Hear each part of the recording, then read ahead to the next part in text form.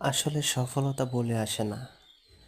যখন প্রথম কেক বানানো হয়েছিল তখন আর কি ভালো হয়নি। দ্বিতীয়বার আবার কষ্ট করে আমরা অনেক কিছু দিয়ে কেকটি স্বয়ংসম্পূর্ণ করেছি, ইনশাল্লাহ আলহামদুলিল্লাহ।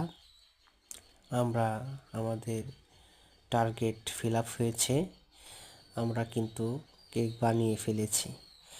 আপনারা দেখতে পাচ্ছেন আমাদের নিজস্ব বানানো কেক পিস পিস করে কেটে রেখে দিচ্ছি।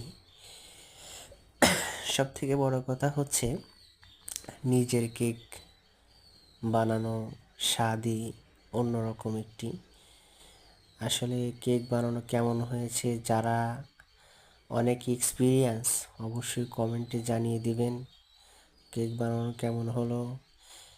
আর খেতে ভীষণ সুস্বাদু, যা আমরা ইতিমধ্যে এরকম কেক খাইনি। সবাই ভালো থাকবেন।